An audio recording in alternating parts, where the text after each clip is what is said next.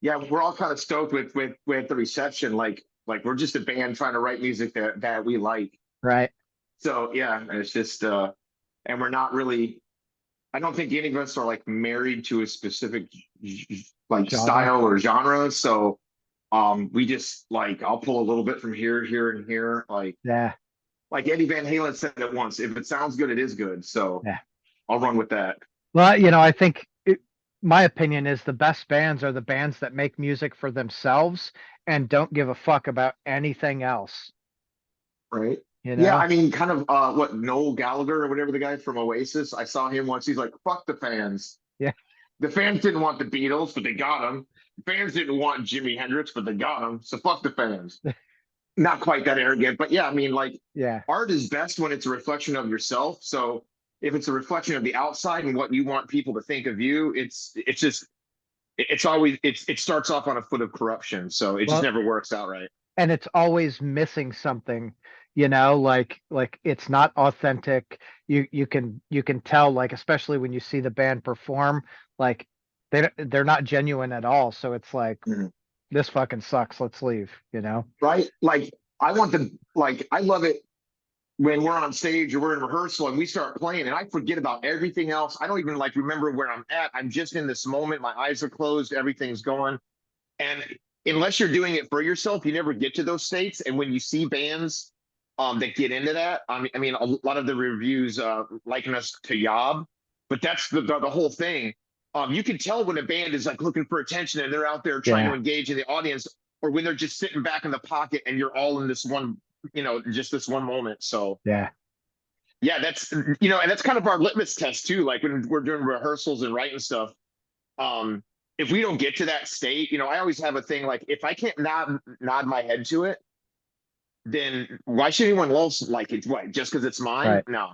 So Right. like once it captures me, like this last album, we were going through mixes and stuff, and I just like I couldn't stop playing it. I'm just like this is what I wanted to hear. This is everything I don't hear anywhere else, and I put it into my own little thing, right?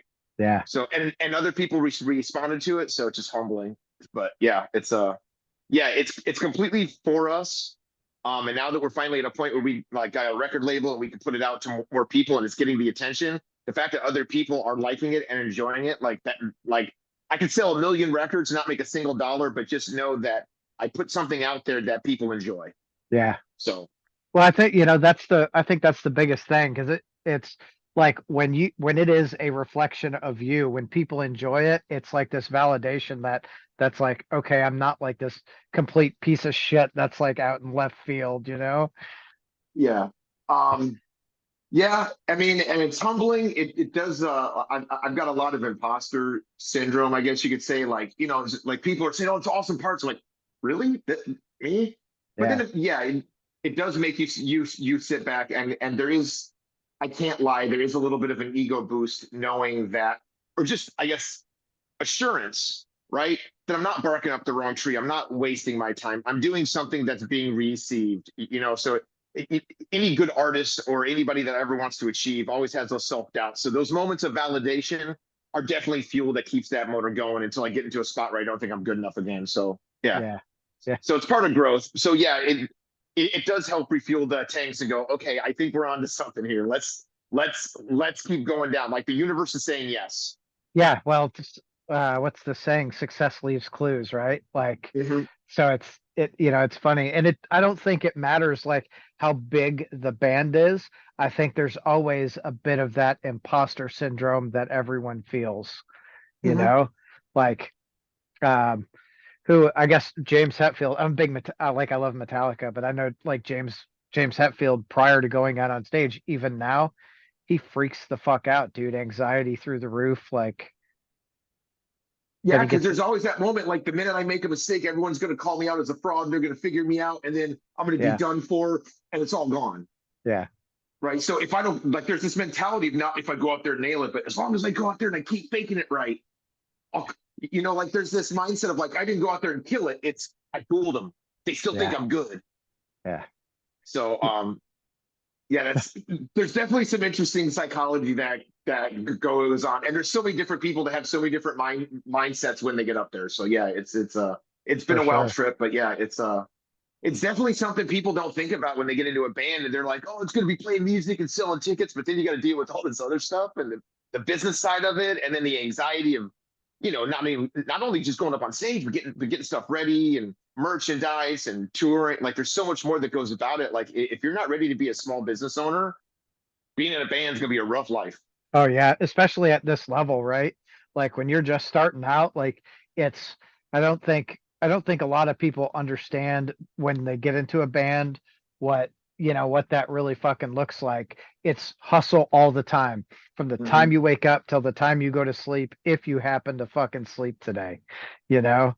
Yeah. Like it's all go. Like I have my own business Mhm. and it's like I was like, I'm gonna be my own boss and I'll only work like 2 days a week. Well, that's a fucking lie.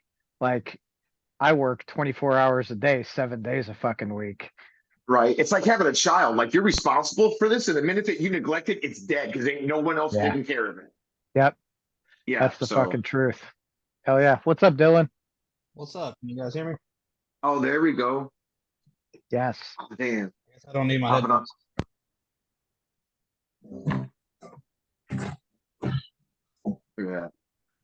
Look at that guy there. You fuck my cat's biting me. I don't like she just started this whole biting thing like 2 days ago, and I'm like, what the fuck is going on? Stop, you asshole. Yeah, I don't know the cat psychology, but yeah, dogs, you can stick your fingers in their throat so they realize that's not a good thing I want, or Yeah. just completely ignore them and they're like, I like you. Yeah. They'll let you Yeah. get it. But I don't think cats learn. No. I Cats are think like, they're I know just what I'm like, doing. I just want to do this right now, fucker. Stop biting me, you motherfucker. Now she's licking me. All right, let's do this. That's why me and Jens can always be a dog owner. Yeah. Right. So I've got 3 dogs. I've got 3 pit bulls, and you don't think about it, or most people don't think about it. My cat fucking rules the roost. The dogs do not fuck with her at all. Oh She's yeah, like, I will fuck you up, you piece of shit. Right. Feline Ninja. Yeah. No, I think we all like, I got 4 dogs. Dylan, you got what? 4 dogs, 5 dogs? Yeah, I've got 4. I've got 3 labs and a Australian Shepherd. So Yeah. And I've got 3 Australian basically a merge Shepherds and a pilot. miniature Dachshund. So, Yeah. What So, the fuck? Like you guys have the most energetic dogs of all time, I think. except for yeah. my oldest one, she just fucking lays around. She'll probably be here in a minute. Yeah. Come in, plop down, like, okay, I'm ready. Oh yeah. What are you doing, Well, Dad? that's my miniature Fucking killing Dachshund is like that. My miniature Dachshund's like a cat. She just sits in the sunlight, goes in bed. Like, she's dormant 23 and a half hours out of the day. Uh, That's fucking hilarious. So, what, like, how did Lungburner come together? Ow, you motherfucker! Brutal. Dylan, you want to take that? it doesn't matter. Yeah, I mean, so originally we had another bass player, and we started out basically. When I joined the band, it was already pretty much established for like maybe the course of a few months or so, I guess. It was funny because really at the time that I joined, they were just starting out and had kind of tested a few other drummers. Um, Basically, it was funny because at the time I was almost kind of just like about to give up music. And I remember putting this thing on this website. It's called Bandmix. It's essentially just like a website like Tinder for fucking musicians, right? I was literally just thinking it's tender for musicians. Yeah, exactly. So Pick up my bass drum. Mm. yeah, Mm. yeah. You just build the fucking profile, whatever, right? You can put videos or audio clips and pictures on there or whatever. The original bass player reached out to me through that, was like, hey man, I'm in this band, if you're interested, you can come and we can jam and audition, whatever. So I remember there at the time they had wrote Lungburner, and I think they were working on the Rift, just as like a pre-production type track. Like they didn't really have, you know, a, a good recording of it. And I remember just coming in and basically they told me after we had practiced or whatever, went through it. um, Hang on, I got something going on with my computer. But anyway, yeah, they just told me All basically those they're like, man, porn you fucking pop-ups. yeah, it's fucking ridiculous. But anyway, yeah, they were telling me they're like, man, you fucking nailed it. Like that's perfect, it sounds great. So pretty much the rest was history, man. I mean, we started playing and stuff and got our first show in November of 2023. So leading up until now, man, new album out, it's been a wild ride. Yeah, I mean, Well, you haven't been together very long, or the band hasn't been together very long, and it seems that um, the steam behind it is just fucking like keeps building and building. Yeah, yeah, it's well, been eh, eh, well, wild. and Dylan, before you go any farther, I'm not going to let you off of the hook on this. So, what Dylan did, we had a couple songs. I do some recording, so I kind of recorded these basic ideas of what we wanted to do. When Dylan says that he came in and everything hit off, like, no, this guy did his homework. He came in first practice, and I think we got through 2.5 songs right off the bat without having a hiccup. Going all the way through them, he learned them. He did all that stuff, and from that point on, like he just came in and clicked. So for anyone that's been in that environment and that situation to realize what Dylan did. So I'm not going to let you downplay that, sir. Yeah, well, good for you, Dylan. That's fucking dope. What's up, Joe? Right. Hey guys, There we sorry, a go. little late, I guess. Are Nah, you we're right just on time? yeah, Yeah, like we're out here just bullshitting, man. you're right on time. Right on time. Giggity giggity. You Yeah. just And then Joe, well, Joe, hey, just in time for Joe to get into the story, right? So yeah, for perfect sure. timing. So at that point, we kind of had the first album done. Uh, we parted ways with the old bass player, and Joe's in Dayglow Warning, great band. We've been friends with them. And we were kind of going into the whole thing, like, what are we going to do with the bass player? And he kind of floated the idea of doing two guitars, and we're like slowmatics and shit. It's like, fuck yeah, Yeah. let's like we're both tuned down to B standard, drop A, so we're both down in there, right? Uh, and then we went into the studio, we wrote some stuff, and we went in, and then Matt Washburn at Leadbelly, we were recording. He's like, "Why don't you guys have a bass?" And we're like, it was going to be the two guitars." And he's like, "Pick up a bass, just play along with this." So we went and he recorded it, and it fucking hit. And then Joe, I remember Joe sitting in the chair and he swivels around. He's like, "Maybe I should just play bass." And it was like, all right, yeah. And we messed around with it, and it just fucking worked. And so, yeah, and so we're stoked about it. But yeah, so he's the latest addition. It's just an evolution. But yeah, I think right now, like we got all of the parts. So I'm excited to see what happens off of this. And yeah, like you said, we're on a wave right now. I can't explain it, but we're definitely going to enjoy it and try to see what happens. So Well, dude, like I'll tell you what I think. Like when I listened to the fucking album, my first time through, I couldn't turn it off. Like it is like the songs are so fucking good and they are groovy as fuck. Like I'm just like, holy fuck. And it's just like I said, Requiem is the standout track for me. I really love how that fucking opens you up for the whole album. But the whole album is just like as a whole, it's fucking groovy. It's I think like super solidly fucking written and people are catching on. Like for a new band, holy fuck, you know? well, thank you. Yeah, that's I still like I'm hearing things like that, and it's kind of hard to wrap my head around. It's like, how do you be gracious but like as humble as possible? Because it's yeah, like I mean, all I can say is thank you. And like I said, we just tried to write something that we all liked and something that we hadn't heard, and try to do our own recipe out there, and everyone likes it. So it's like a win-win. But Hell yeah, yeah. yeah, like and anyone that knows me, me being speechless or at a loss of words is kind of stupid. So yeah. Sure. Hell yeah. So like let's start with Joe because Joe hasn't said anything. He got to meet Miss fucking Dylan's porn pop-ups too. So Oh like man, of course. so so Our Joe, sexual battle though. yeah, he's like, hold on, my fucking shit's playing right now. I gotta stop this. Like, I got too damn many it. windows. Yeah. Fucking red tube. So Joe, for you, like Yeah. anything on the album, is there a standout track for you or something that like even just a riff in a song that when you play it or hear it, it just blows your Hey, fucking mind? it's for me too. It's Requiem. Uh, because it covers like the scope of like something very melodic, very intricate.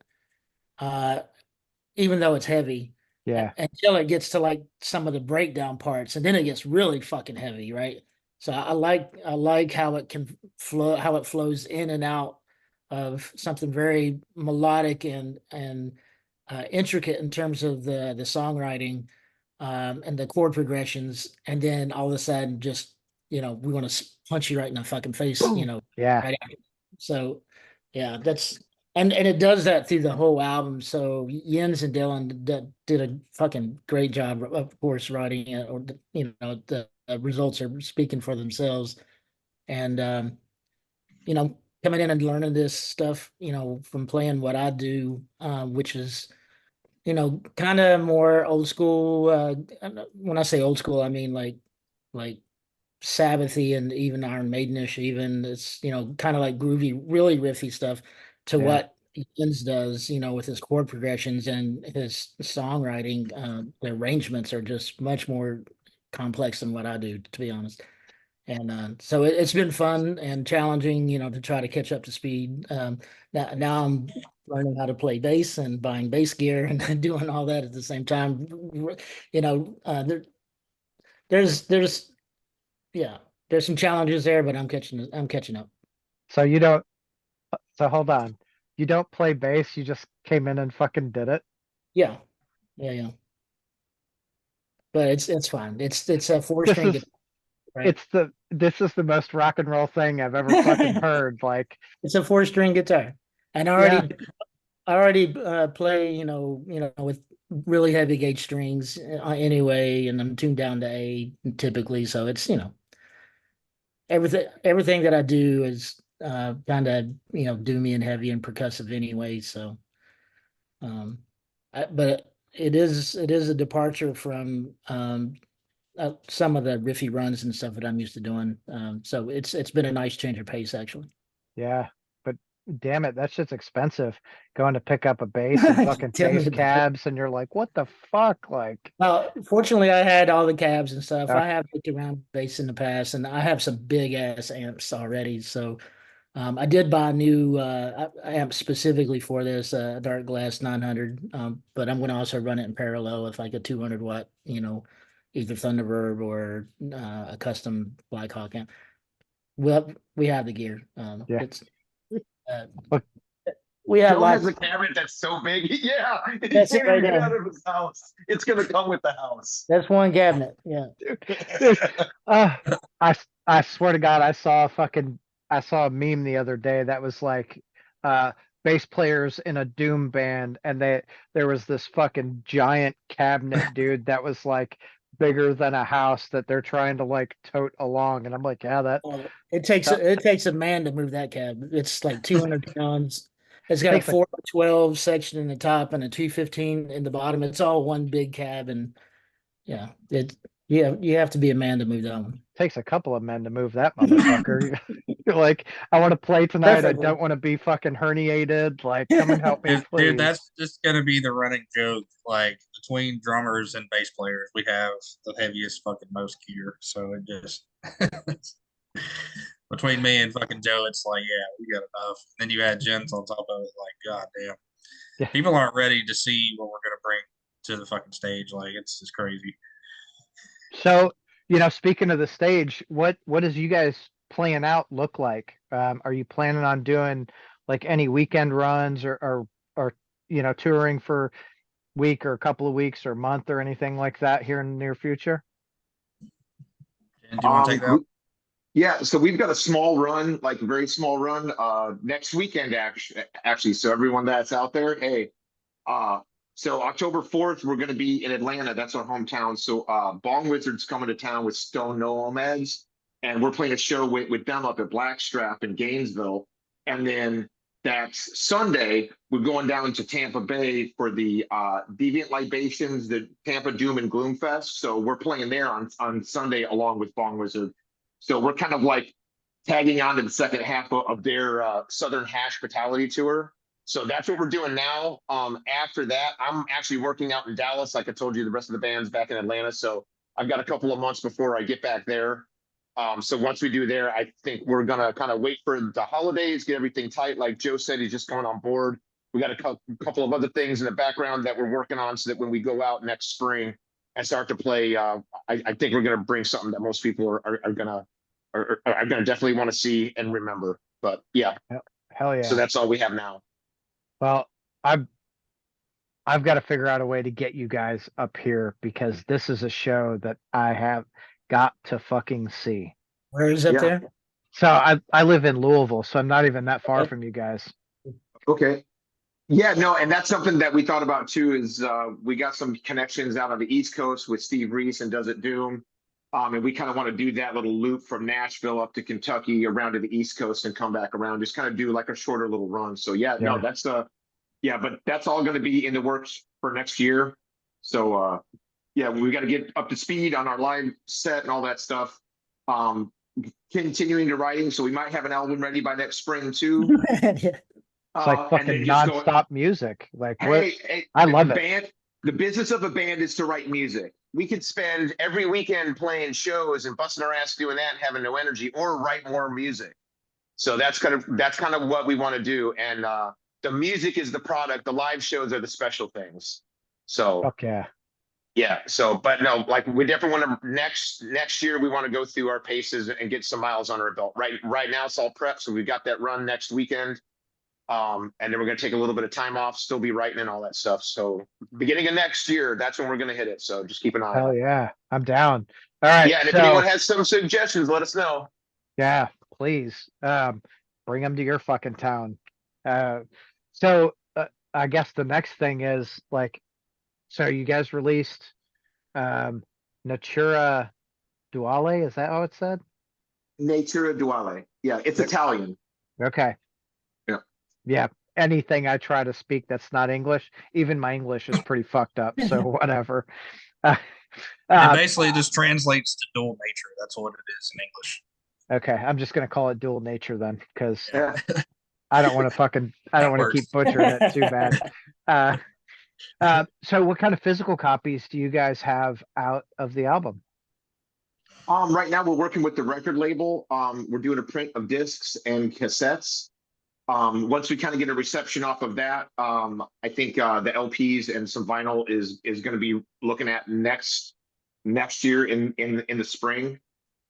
We kind of want to, like, once we're ready to do that and we kind of have a reception and people, just kind of see what the market's like. I believe that we're going to come up with that, and we might even press Embers as well. So kind of like let them both kind of come out at the same time. Now, Embers was the first EP, correct? Yeah. Okay. I haven't even listened to that. I've literally, like, I've listened to fucking Dual Nature probably 3 or 4 times today. I'm just like, holy fuck, I just run around with my headphones on, like people are talking to me and I'm like, leave me alone. I got shit going on here. I think it should be released as a double LP, have both albums in a bifold, and that's what I would do. But Yeah, I mean, and literally the first album is 4 songs, 45 minutes. Second one's 5 songs, 32. So we could like do a side and side. But yeah, so that's kind of what we want to do, is kind of at that point press them both, give everybody all of the music for one price. And like I said, like we would rather sell 1 million albums and not make $1 than try to make some money off of this. Just let everybody hear it. So yeah, Hell yeah. next year. Well, I'll tell you, if Embers is anything like this, fucking holy hell. It's a progression. Okay. Yeah, so it's a different animal. So Whatever, I'm down. I love it. Like I really, I enjoy when bands progress or just, have changes in their, in like their musical style, I guess. Mhm. Bring in They other perfect their craft. influences. Yeah, it's exactly it.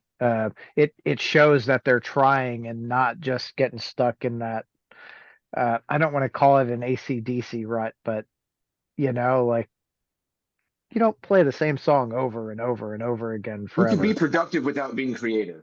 If you're not AC/DC, you're probably not going to get away with it. I I don't know. I think there are some other bands out there that do the same thing, like Bad Religion. I feel like every album they write is the same album over and over and over. I mean, if you're super unique about it, like Meshuggah can pull it off, Yeah. right? When you're super unique, but when you're kind of mid already, like don't perfect mid. Yeah. Like No, that's not true. If you're mid, you better be at fucking perfect mid. Like, consistent mid. Yeah. yeah, if you're shitty mid, you're not even mid. You're shit, Like, you fucking down on the lower rung of the ladder. Like, get out of here. It's like Godsmack. Uh, I'm gonna tell you, I'm not a Godsmack fan. I've never really dug them that much. But I went to Louder Than Life last year, and they headlined one of the nights, and so I was hanging out watching. I had a great time. I didn't care for the music, but everyone there was like so into it and happy, and it was just like this fucking awesome metal community. And I was like, I don't really give a shit about the band, but I love being a part of this. It's the Right? atmosphere Yeah, it for was so sure. fucking awesome. So what bands are you guys listening to right now that you think other people should be checking out? Oof. That's a long-winded question. Yep. I don't know, man. I've been listening to Wizard Master a lot lately, and then let's see. I'm just actually scrolling through my phone. More of like the kind of desert rock kind of bands that I like. I've been listening to Leatherlung a lot. They're really fucking good. Okay. I got to put 20 Watt Tombstone on that list. I love those guys. Uh, yeah, I mean, fuck this. The list goes on. The Heavy Eyes. I've been listening to them a lot. Let's see. Yeah, if I had a top five, I guess one more. Man, there's just so many. So if you like desert rock, have you listened to Fire Down Below at all?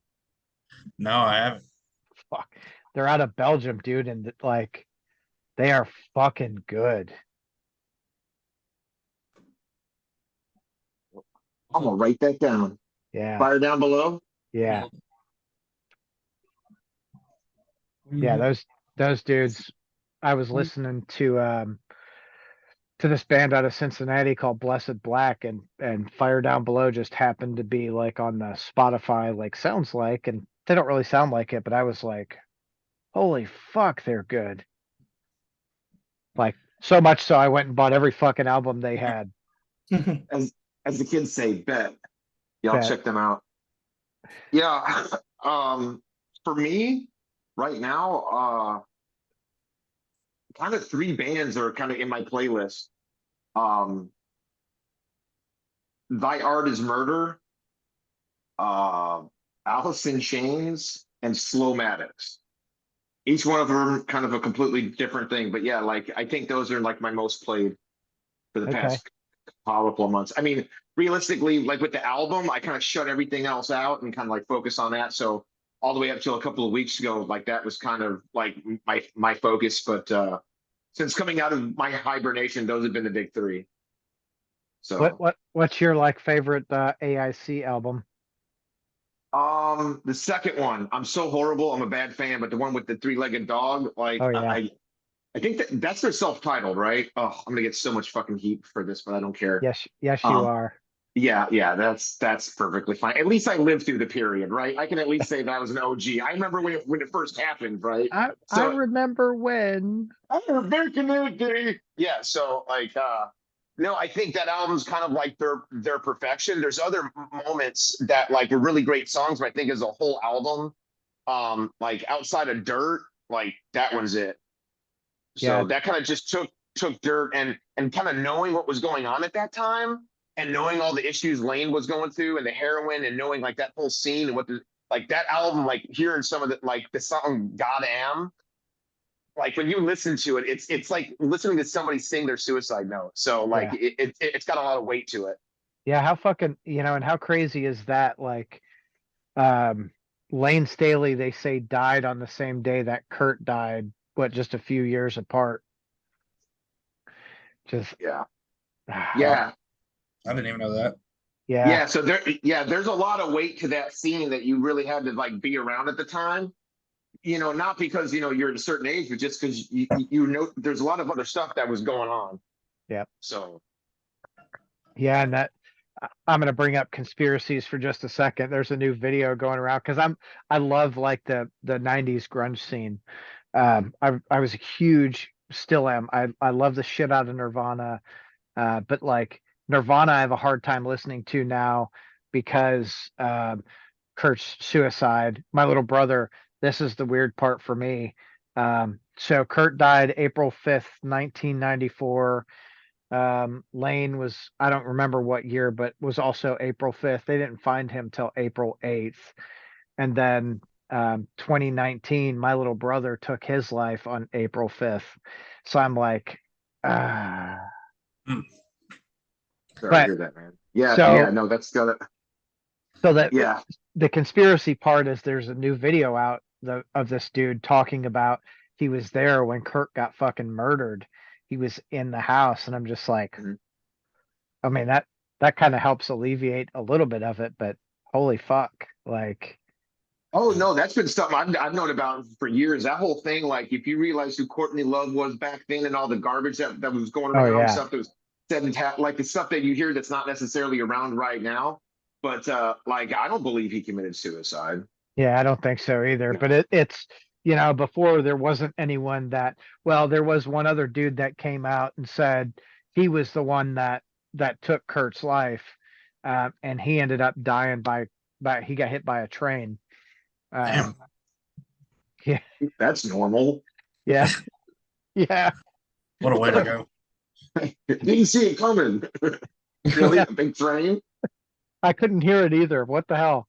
Um, yeah. So I don't know.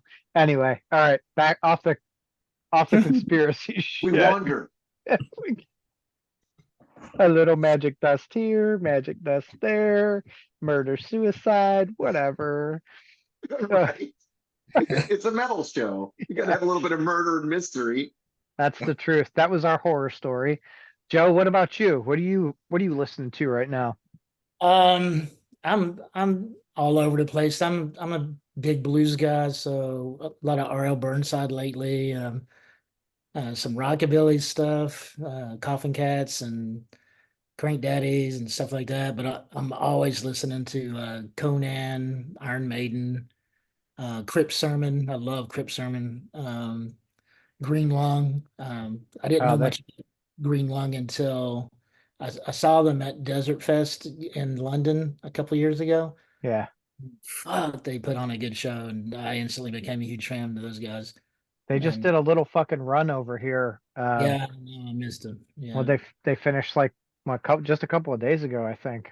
yeah, yeah. So they're really uh, cool band that I enjoyed seeing. So, but I'm all over the place. Krang band. I listen to a lot of Krang. I don't know if you know them or not, but I don't.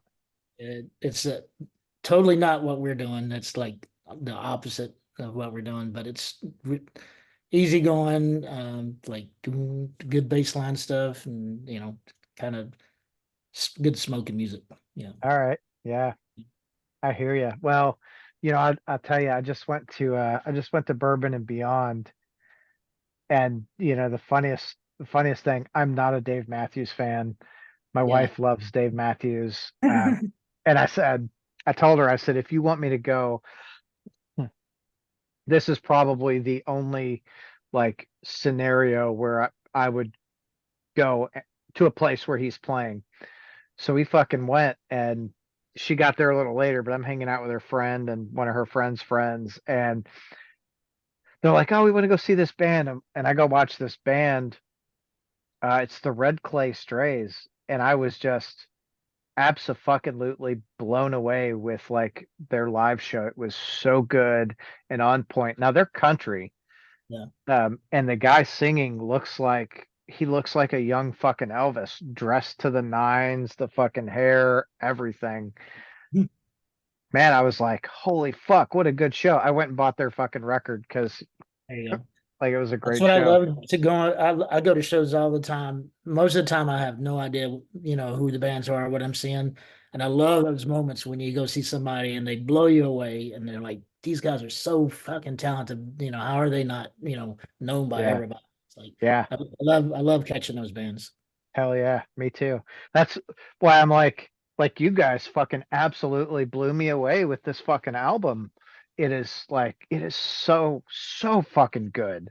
I really wish we could just have everyone in the world at least listen to it fucking once Isn't all the that why way we're through. talking to you? Yeah, yeah, yeah. I'm That world was the famous point. and shit. One listener at a fucking time. We'll get there. So for you guys, what band have you gone to see that has really blown your fucking mind where you were just like, I thought they were gonna be good, but never, or completely opposite, like I thought they were gonna fucking suck and they just blew me away. Oof. I think for me, when I went to Charlotte. I think this was probably 2019. It was right before COVID. I went to see Polyphia live, and they were at this real small club. It's called the Underground, and I went with a friend of mine, and I kind of had heard about them. I'd listened to a couple of their records. That was kind of from the past. I didn't know what their live show was going to be like, and it's all instrumental. And I mean, dude, they fucking blew me away with their live show. Like they're just, I thought it was like computerized guitars and stuff. You know what I'm saying? And they're playing it note for note live, and I was just like, fuck, dude. And I became a huge fan of their drummer, Clay Ashton, and man, he's just a fucking beast. So yeah, that was one band that I could say that in the past probably 5 or 6 years I've been to a lot of shows. Dude, they blew me away live. Hell yeah. And just the That's stage presence and the whole the atmosphere and how they have their setup, and just the presence they have on stage, man. Like that's a big part of the showmanship of the stuff too. It's like you can be the best fucking players in the world, but if you don't really have a stage presence and can interact, do stuff, or have a theme to what you're doing, it's kind of lacking, right? Like you got to be really, really fucking good to impress some people, right? yeah. If you don't have those elements of your live performance. So, and they had all that. I took a lot of notes from it too, so I was like, yeah, that's cool. He's out there with this little fucking notebook, like, okay, I like what he Oh did yeah, there. I'm on phone like, oh fuck, hell yeah. He's not watching porn while he's playing. This is cool. No, he is watching porn when he's playing. Oh, okay. That's the trick. That's why you bricked up, dude. Because I like Music's getting playing. me hard. Oh fuck! What about you, Joe? I mean, I mentioned Green Lung, but that was a couple years ago. Recently, there's a band out of Colorado called Orcs, and probably it probably is the heaviest show I've ever seen. I mean, even like approaching like Conan or even surpassing Conan heavy, and the the live sound that it was an outdoor show. And the live sound that they were able to create was, I mean, it was breathtaking. And me and my buddies who played this kind of music, we all, as soon as they started playing, we all started turning our heads, looking at each other like, what the fuck? Because they're heavier than anything that is around here for sure. And it sounded great. It was a three-piece, and they blew me away. And then the other one I would probably mention is a band out of California, young guys called Early Moods, and they've been blowing up all over the place. Oh I saw yeah, them a couple times recently, and I mean they're just again the music is great, but to Dylan's point, they're also great showmen. They put on a hell of a show. So yeah, they totally blew me away. it takes a special. There's a special talent, right? Where the band is phenomenal musicians and they translate it to stage, and not just the musicianship, but the fucking charisma that it takes to be Fun to on turn stage. and boy, it comes out and it's it translates, and it's hard to do. Yeah. I mean, honestly, when I play, I get into my own zone and I forget about everybody else except for me jamming a lot, and I have to like, oh, I'm playing a show. I got to look up and do some moves and shit. Yeah, So, gotta pay attention. Like, oh yeah, it's look, I can spin. yeah, definitely a conscious thing on my part. I have to be engaged. Yeah, for sure. Jens, what about you? Um, I would say the biggest surprise, I went about 10 years ago, 2013, 2014, in Charlottesville. I was living out in Virginia on the East Coast, and I saw the Sword open for Clutch. And it was a pretty small club, maybe a couple hundred people tops. It's in an old part of town, so it was real intimate. Like even in the very far back, like you could see where like everyone was looking on stage. Like you could see their eyes. Hell yeah. And from Sword, like I had never caught them at that point, and I was like, "What the hell is this?" They're actually one of the reasons I kind of fell down this whole hole. Yeah. I'm just getting into the desert rock and like them. I was like, Age of Winners was amazing, but seeing Clutch on that show and seeing Neil Fallon, I mean, the rhythm section just it was Jean-Paul Gastier. Like the drumming was just amazing. The drum was like a bomb set going off every hit. And Neil Fallon, man, he was like a hypnotist. Like he got there and just the engagement, like there was an energy. Like we were all eating out of his hands at that point. But to see that band, that's the first time I'd really seen a band firing on all cylinders, like on high octane.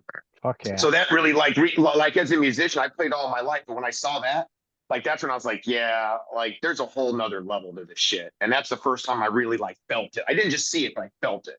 Yeah. And recently, there was a show, I think we came out, checked out Joe or something. There was a show at the Star Bar, and a local band, Basque. I'd never heard of them. I was there, been at lots of shows. My wife takes photos of live shows. Like she's all over Atlanta, so we go to a bunch of shows. And I'm sitting there, and they started playing, and it was one of those like, huh? Yeah. Like everything else vanished, and my ears is like, we're doing this now. And then just kind of turned, and they blew me away. Like that whole set, like I couldn't move. And from that point, I think the next 2 or 3 days, I was just playing the different records. That's the last time a local band is like really like got in my ear and pulled my complete attention away. So yeah.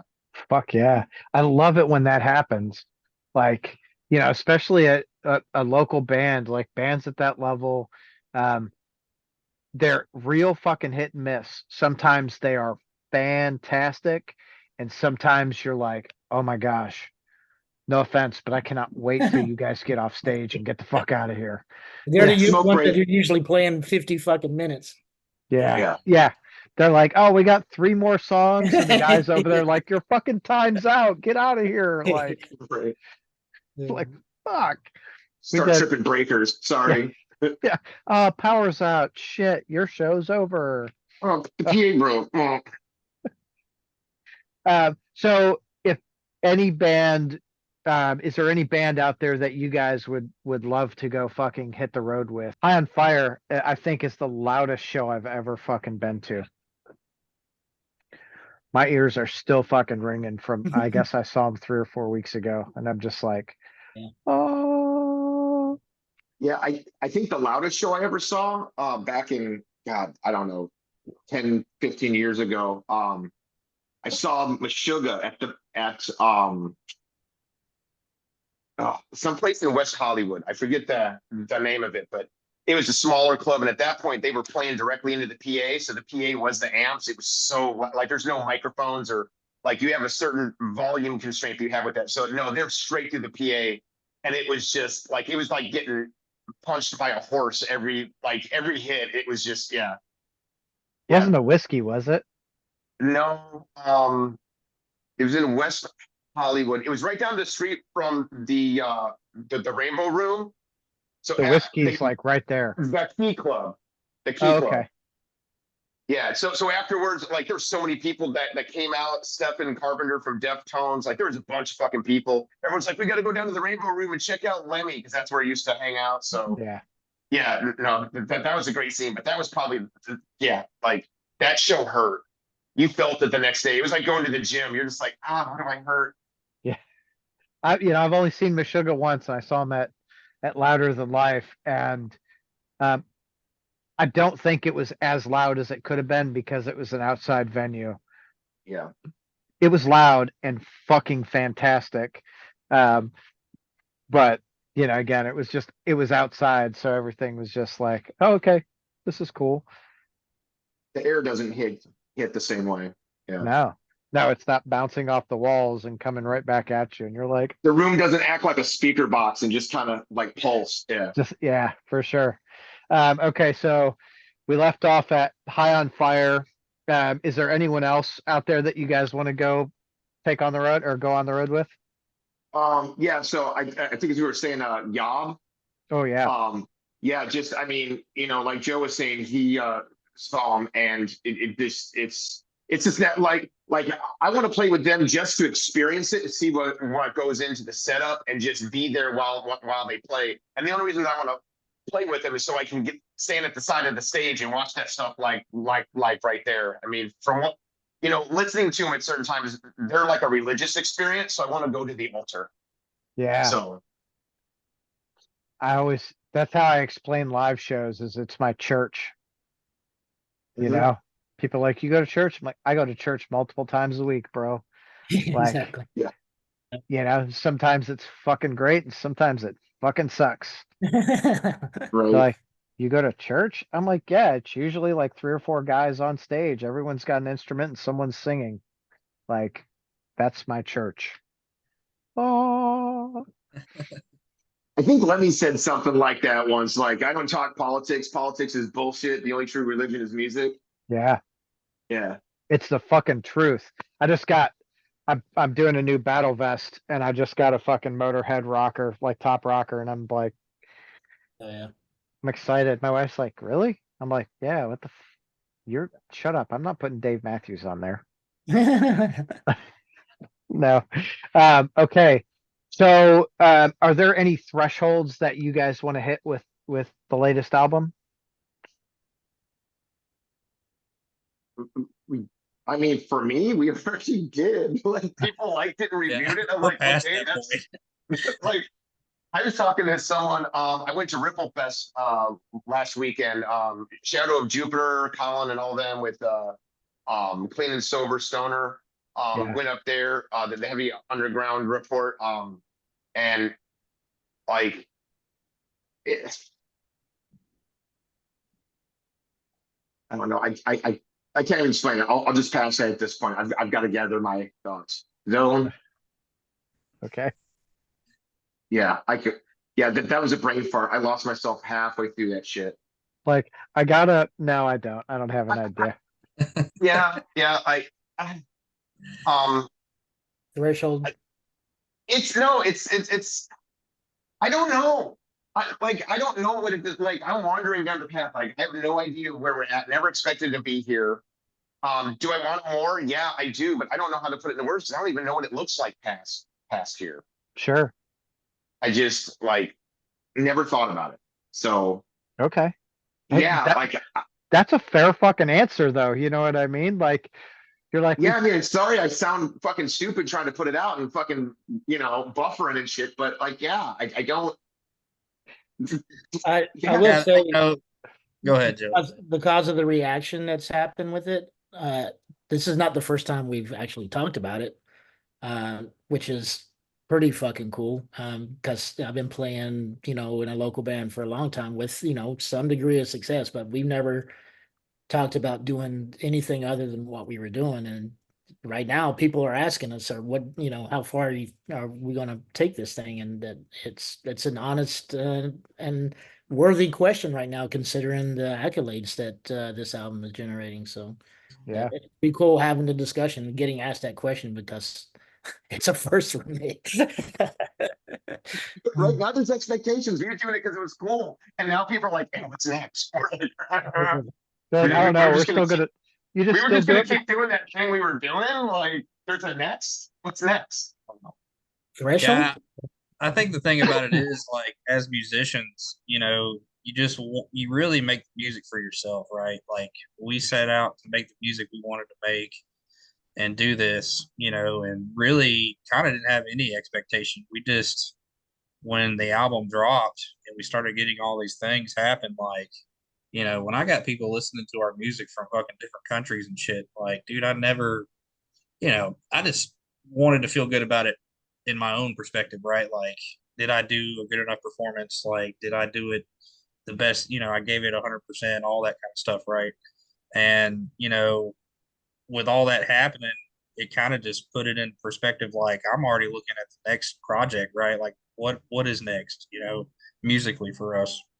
I don't want to sit on the laurels of it too long, and it's just like I want to keep to the formula that we have where it's like just want to keep creating music and whatever opportunities spawn from that, like, you know, at this point it's kind of like we've already exceeded all the expectations that I kind of had of it. It was like, really just trying to keep it to where I don't have many expectations of it anyway. Like I just want to play the fucking music I want to play and put this out here for as many people to listen to, and just, I never would have thought it would have had the reception it did, and for people to enjoy it like that. I guess it's just a different perspective, like, because I mean, I'm a musician, but I'm also a fan and I listen to a lot of other music. And it's like, when I hear certain bands come out, it's like I can tell they put their heart and soul into what they're doing. You know what I mean? It's like you kind of pick that out of the crowd kind of thing. And I just want to keep that momentum with us, man. Like, just keep putting our heart and soul into this. And I know that good things will happen from it. So, I don't really question anything like that. And that's just the direction I feel like we're going to continue on. And things are just going to get fucking better, man. Hell yeah. Yeah, I think so too. You guys keep doing what you're fucking doing, because man, if the next album is a progression on what this is, holy fuck. Yeah. Yeah, I mean, it's just a snapshot in time too, you know what I mean? Like the first EP we released, it's a lot more bluesier, kind of doomy. It has the sludge elements and it is heavy. But this to me was a little more progressive kind of style. Just really more hardcore type metal. But it's got sprinkles of everything, you know what I mean? Like, and it's just a snapshot in time of, us evolving, when we had our previous bass player in the band until now, and just that kind of metamorphosis of the band itself, right? And us as musicians. And yeah, I mean, it's been a crazy journey so far, man. I'm just looking to what's next already. Like, I want to put another album out by, early March of next year if we can. You know what I'm saying? Like, I want to start putting more music out, stuff like that. So that's all I'm focused on at this point, and just perfecting our live shows to the point where, we can start doing that more often. You know what I mean? Because one of the kind of philosophies we have with it is like, we don't really want to play out a lot to add a somewhat like exclusivity to our shows, to where it's like when we do come to town, people are really going to want to come see us because they're like, well, man, they don't play out a lot. Like, this is our opportunity to go, instead of trying to play multiple times, in a month or whatever, locally or just around, where we live at. But yeah, it's been crazy. I Like, feel like never, Conan does that with the exclusivity, right? Like when they play, everyone's like, "Oh fuck, Conan's playing, gotta go yeah, now." yeah, you got to see Yeah. it. Well, I Exactly. mean, and part of that too is that when you want to put on a really good show, like I was saying, like the business of a band is to create music. So if you're focused on playing live all the time, you don't really focus on your product. And the other thing is, like I was saying, for next year, when we do start playing out on a more regular basis, like we want to put on a show.